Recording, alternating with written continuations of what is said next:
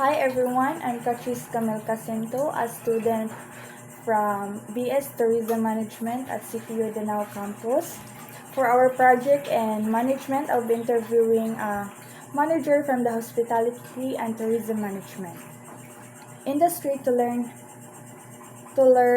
how the four functions of management, planning, organizing, leading, and controlling work in real life. So tonight I'm here with Sir Ronel Sumalinov, the manager of Chibu. Thank you so much, sir, for allowing me to interview you. To start, sir, can you share how you usually set goals or targets for your business or team Okay. each year? So, good evening, no? So, by setting the target naman, no? So, we do this every year. We're basing our last year performance, for example, our sales or our service before last year, no? Check na mo if what went last year nga, dako mo mig sales. And we compare this year, how come na possible na low ba?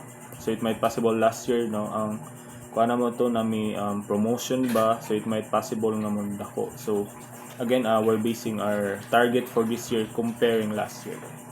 We're also checking they call this our service as well, no?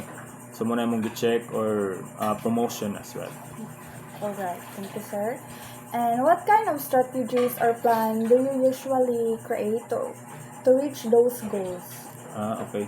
So to reach those goals naman or target, no. So first thing we do is by making our staff training, no. So by in that way, it might possible, no, sa before mga kuan na mo staff is more on may mga kuan tawag ni more on service, but again as this past year naman naman gyud possibility na ang staff is more bitog mo hinay ilahang kuan tawag Okay. skill. So again by getting training, no, and then we also communicating with our tawag ni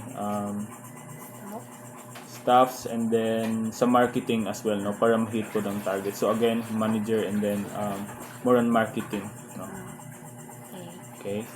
And when unexpected problems happen, like changes in customers or supply issues, how do you adjust your plans? Okay. So in that way naman, no, sa like example for delay sa mga kuan delivery or supplies, no. So since naaman mi sa mall karon, so we're doing the nami another option, no, na to purchase from the mall sample sa mga items nga same ra pod sa amo, so usapod na. So para maiwasan pod ang delays, one sa sana mong gibuhat is ang clear gid among schedule, no, nga intact, walay aware among staff and then si delivery man, no, nga magkaiwas ang delay. And then example naman pod if mo to ingon ka changes sa customer naman po, no, mo low ba ang possible question nato, ma'am, or mahinay ang mo kuan ba tawagan hinay ba or gamay customer ba ana. Oh, yeah. So usasad na ginabuhat namo na again is more on marketing naman po na side, no. So we're communicating possible siguro ang mong mga silingan nga restaurant na is they're having a tie-ups with kuha siguro promotion or mga bank tie-ups, no, possible nga nahinay. So again more on marketing naman po na side. Okay, sir. Moving on to organizing, how do you divide tasks or assign responsibilities among your employees? That one naman, no, good question. That one naman, ma'am, again, since ga-train nami sa mga staff namo, so one usa sa among ginabuhat is to know their weaknesses and strength, no. So by knowing their strengths and weaknesses, so you know kinsa na staff, no, ang imong kuha na on that day, like example busy period, no. So again imong i-deploy ana is katong advanced na staff since sila more equipped, no. So kato naman pong medyo low nga staff since di magyud tanan same og kuan tawag ni panghuna-una nga paspas makakuha no. So among gina-schedule naman ana is sila nang gud ang mga ga-back up no. Ga-back up sa mga kuan mo prep like morning pa lang no. So again we're basing their weaknesses and strengths. Yeah. How do you make sure the schedule or work process goes smoothly every day, sir? So that one naman ma'am no, again by making sure na clear ang schedule nila no.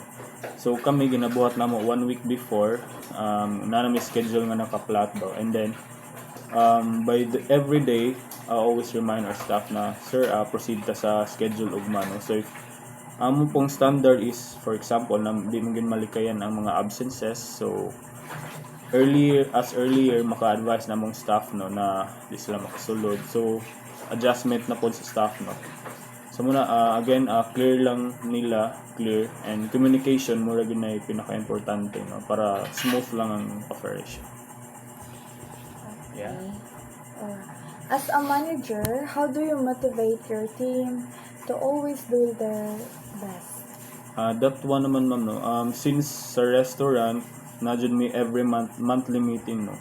So in that meeting we always give appreciation po sa mga staff, like high sales ba karon or no absence no late. So in just bisag small lang certification or like ginahatag namo chocolates or even kuan nga ma-appreciate lang ilahang kuan, okay. Again ang staff pod murag need pod na sila attention nga ma-appreciate po lang ilang hard work no. Usapod nga kuan like just simple talk to them nga like kumusta ka, okay ra ba, aside not just sa work but kumusta pod nila outside like family ba no. In that way murag ma-appreciate pod nila na they're nga murag nag-care pod bitaw ang management sa imo. Yeah.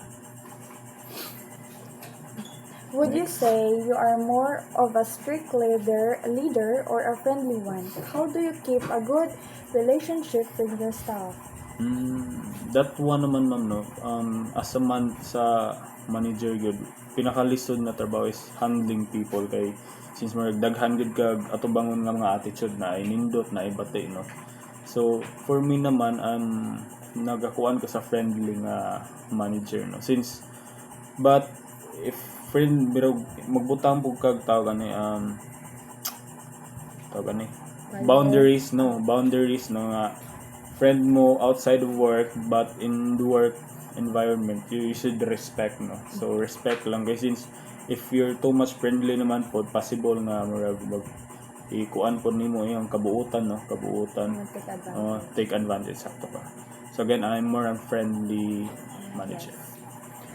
What do you usually do if there is a misunderstanding or conflict between your employees?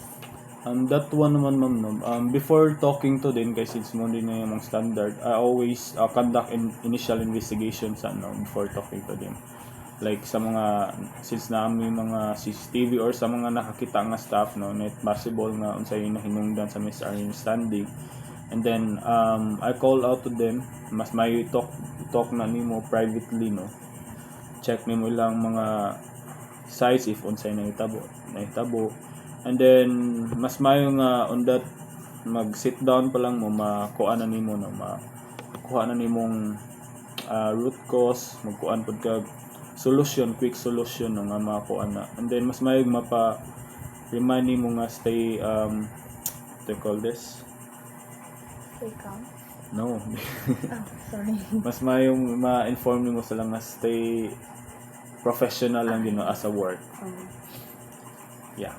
Next. So, how do you check if everything in your business or team is going according to plan? That one naman ma'am, mas mayo para ma-check po nako if ang among goals or among gihatag nga target is on track me. So by checking our reports no, our data sales if we're hitting ba sa target. So if not, so I must as a manager I check if what might possible unsay possible cause no nga nahitabo nga nang wala nahitang target, possible ba sa staff ba not equipped to handle sa mga customers ba or sa food quality ba namo no, or daghang causes no nga nganong dili mahit. no. So again, by checking our reports, our data sales, no, if we're hitting our goals ba, nagakuan ba sa among align, yeah. Next. And last question, sir. And if performance isn't that good or there is a problem, what action do you take to fix? That one naman no, again, by checking if what are the cause, no, possible ba problematic sa staff, or again problemado or di lang din siguro siya kung fit sa work, no. So usa na again, by coaching, usa na mo ginabuhat mag-coach mi sa mga staff namo one on one, mas may one on one gid na mga istorya siya, no. Then extra training, since right now napod mi sa amo ang management karon nami naka-assign nga field training manager, no. So siya naman pod ang nagahandle sa mga training namo, no, sa mga staff nga dili capable sa trabaho. So again, manager and the field training manager magkauban na sila nga to talk sa staff for extra training. Yeah. Okay. That's all for my interview. Thank you so much, Thank you, sir, for sharing your time and experiences with me. I really learned a lot about how management works in the real life, especially in the hospitality and tourism management. Okay. Thank you, sir. Hopefully that helped as well. Thank you. Thank you, sir.